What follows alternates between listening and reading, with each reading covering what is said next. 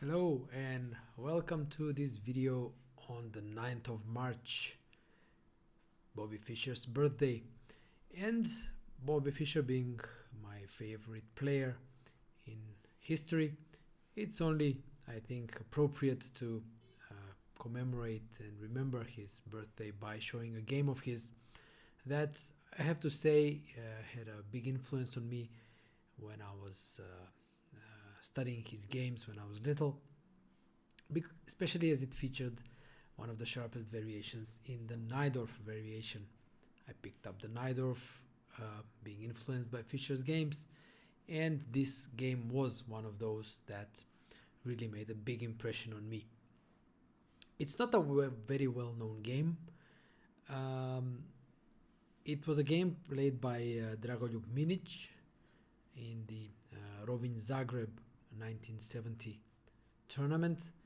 The year 1970 being Fischer's year when he started his ascent to the top. He was winning everything starting from 1970 onwards. So in this game, Minic entered one of the sharpest variations in the Najdorf with the line with bishop g5. So after e4, c5, knight f3, d6, d4, cd4, knight d4, knight f6, knight c3, a6, bishop g5, the sharpest move against the Najdorf. e6. Modern developments have shown that the move knight bd7 is actually quite playable. This was not considered playable in the 50s and the 60s because there were some smashing and very impressive victories by Tal and Spassky featuring the move bishop c4, and pretty much everybody played the move e6 back then. But nowadays, as I said, knight bd7 is perfectly playable.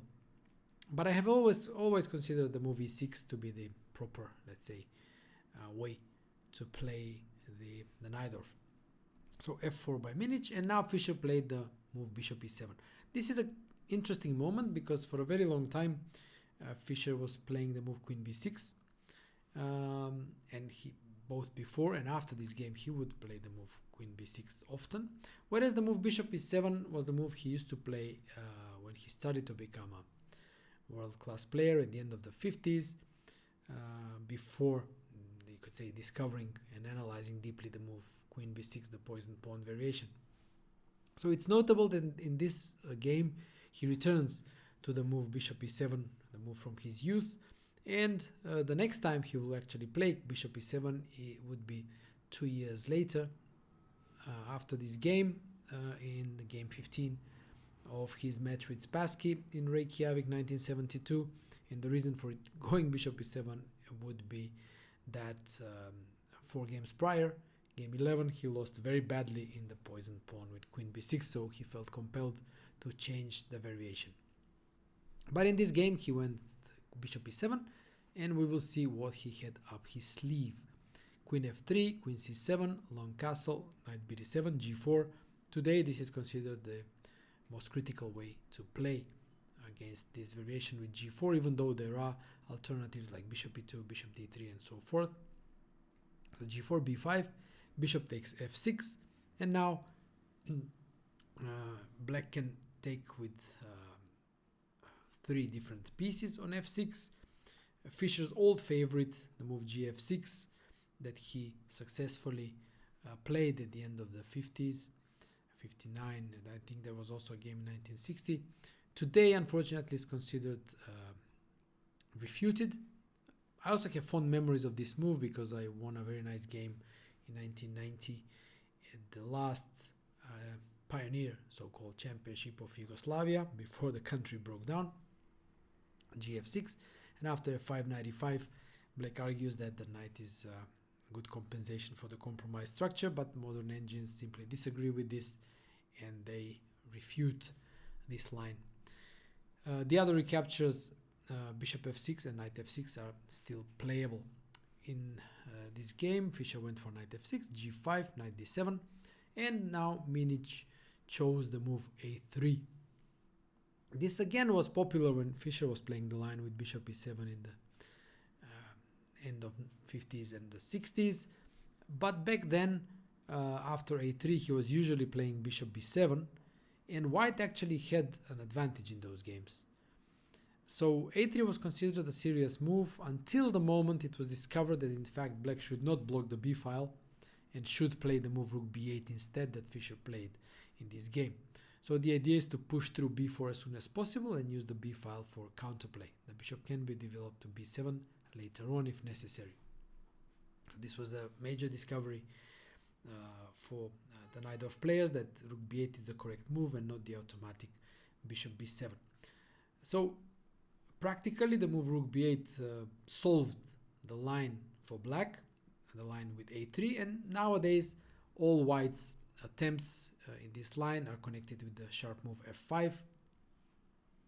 Fischer actually faced this move 3 years prior to this game in 1967 in a game against Ciocaltea, the Romanian grandmaster. I don't know if he was a grandmaster back then. And he chose the line. Here there are let's say, back then, two moves were known. One was the move that Fischer chose, knight c5, defending the e6 pawn, allowing f6, gf6, gf6, bishop f8. And Fischer won from this position pretty quickly in that game because Ciocaltea sacrificed incorrectly. But today the engines consider this position as well, almost winning for white. So the line is no longer played, in fact. So the move knight c5 is sort of abandoned. The second move that was also known back then was move bishop g5, king b1, winning a pawn, but still having issues with the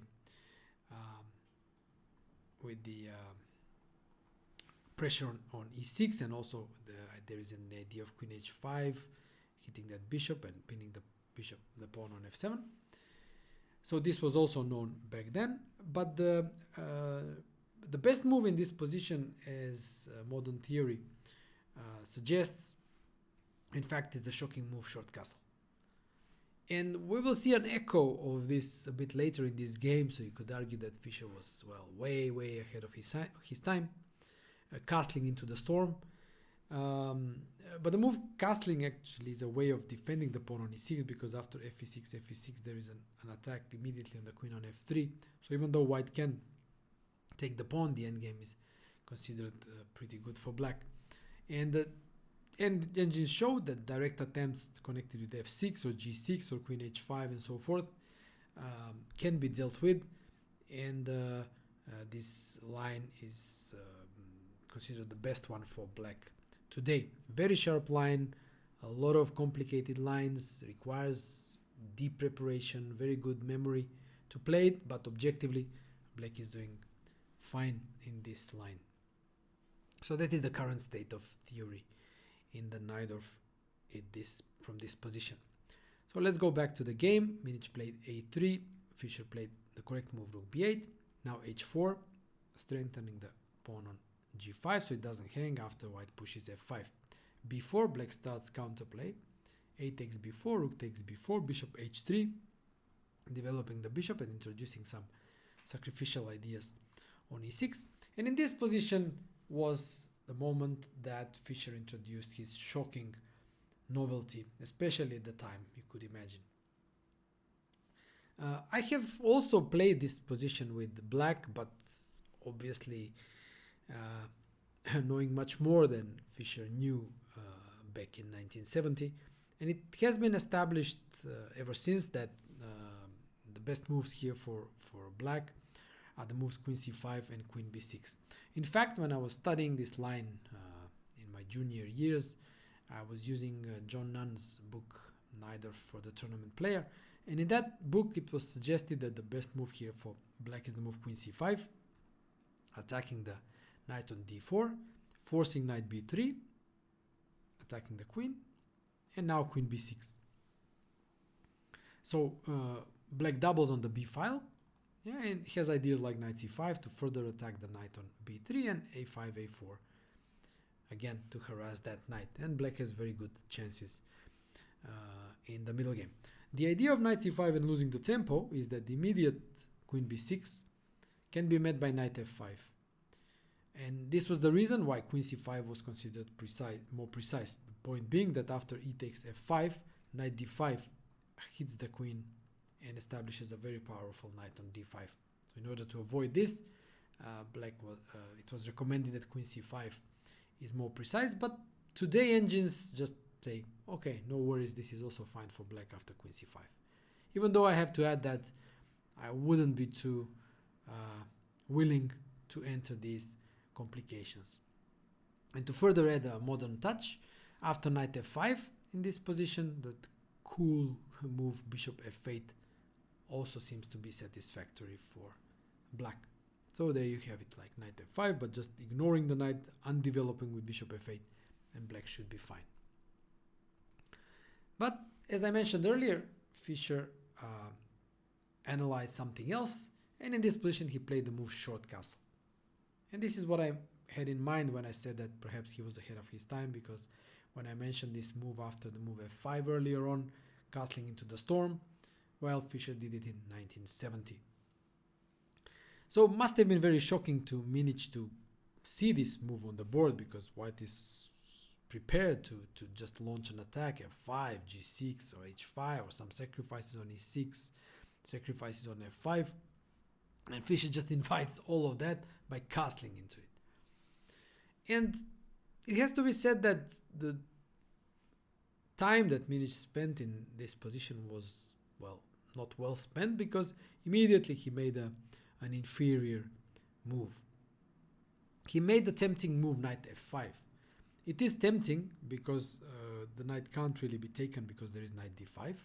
Yeah, that we saw the same idea, putting a knight on f5, inviting e takes f5, so the pawn on e6 no longer controls the d5 square, so there is knight d5. But black can simply ignore that knight on f5, as we saw with the move bishop f8. The most critical move was knight e6. And now the complications are immense, and, well, unfortunately we will never know what Fischer analyzed here and what he thought was best. With the help of engines, I can show you a few lines which seem to indicate that white has some initiative and likely an advantage, but he's not winning. So Fischer's move, even though not the best objectively from today's perspective, wasn't losing. Yeah. So f takes e6, bishop d6 check, king h8, knight d5, triple attack, attacking the queen, the rook, and the bishop on e7. Only move queen c4, pinning that knight. And now white has a choice. He can take the rook. Let's say knight takes b4, queen takes b4, and now best according to the engine is queen b3.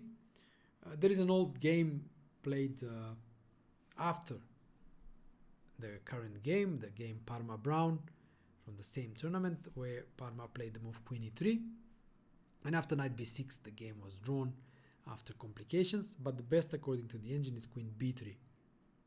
In fact, white is looking for an endgame, because then he can use the pawns to well, obtain better chances. And after queen e4, queen h3. So another difficult move, using the pin on the knight and attacking the knight. And after queen b7, which defends the knight, there is rook he1, and white has an initiative here.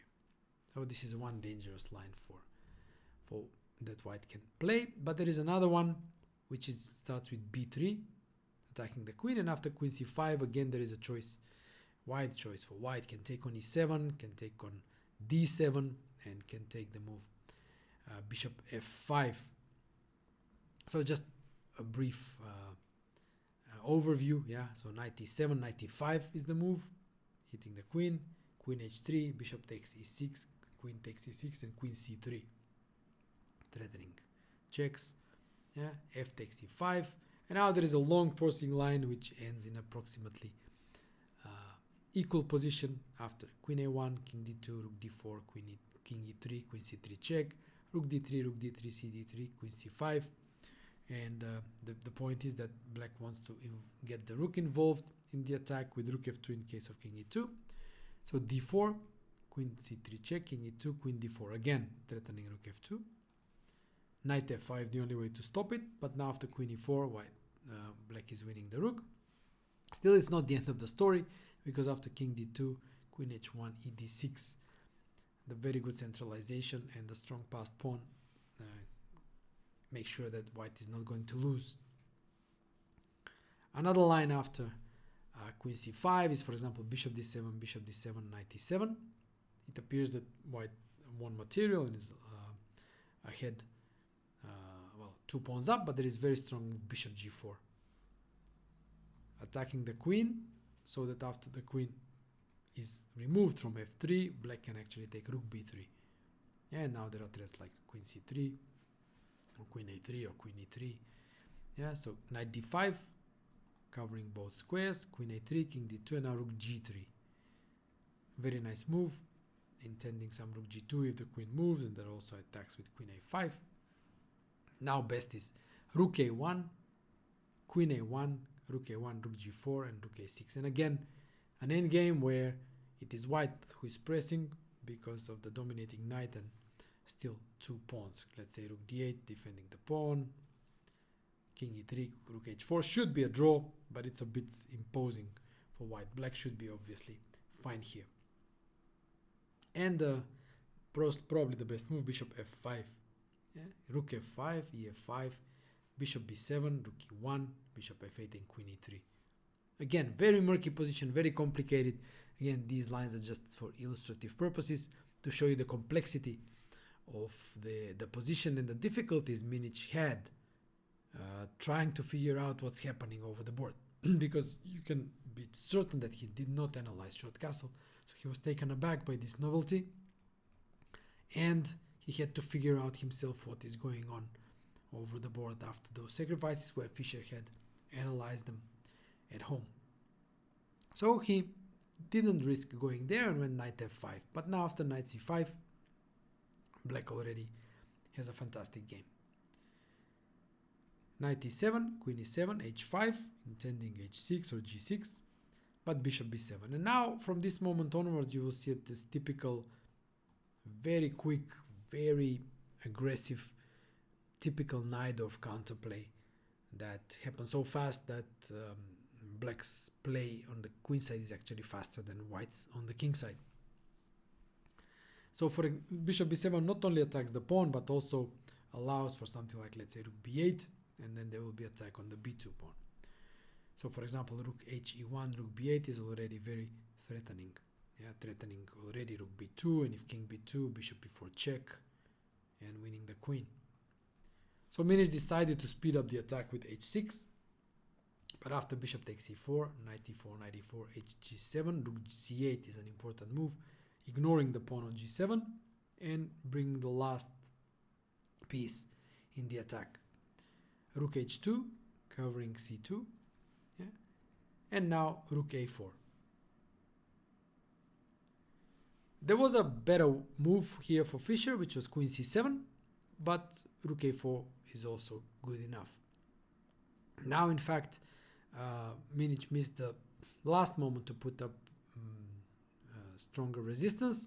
He should have played the move b3, but he went king b1, and after d5, now the queen is also involved in the attack, and now the threat is something like rook knight c3 check, and after bc3, something like queen e3, and the mate is inevitable. Now we see all black's pieces in the attack, and the attack cannot be defended against. White tried c4, but this is just a desperate attempt. Rook a c4, bishop f1. The idea is with the tempo so that white can play something like queen h3 and threaten mate, but as I said, black is faster. Rook b4, queen h3. It appears that white is almost there, but Fischer calculated very precisely. Knight c3 check, king c1, knight a4, king b1, and rook b2. This makes sure that the rook is exchanged and there will never be any mates. So rook takes b2, knight c3 check, king c1, queen a3. The threat is queen a1. So this is lost, and the rest was bishop d3, still hoping perhaps for a mate, but queen a1 check. If bishop b1, knight b1 again with check, and if king d2, queen b2, king e1, knight e4, stopping any threats, threatening queen f2 mate, And basically this is just game over, because even if white takes on e4, let's say takes on e4, d takes e4, it's clear that this king will not live long enough. Yeah, and in addition to this, black is 2 pawns up. So after knight e4, Minich just resigned. So a typical Najdorf, I would say, game. I remember I was impressed with this when looking at it, because it looked so dangerous for black at first. But then from that moment when white played knight f5 and black played knight c5, the counterplay seemed so fast, so precise, that it just appeared white had no chances anymore. And this is so characteristic of the Sicilian and the Najdorf in particular, that very often it's just there is this one moment from which you can't stop black's counterplay anymore. It starts, white misses that moment, allows black the counterplay or an attack, and from that moment there is no stopping.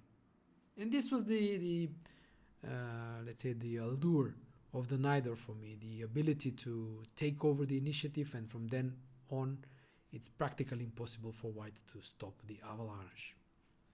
So this was one of those games that kind of fortified this impression for me in the Najdorf, and obviously he made me always happy to play that opening. So I will conclude now this analysis. Again, I think it's a nice way to remember the great champion on his birthday. Check out my socials again, as usual, my videos, my Chessable courses, my weekly newsletters. Follow me, subscribe. Hope you enjoy my material, which I will definitely keep on providing further. Thanks for watching. See you soon again.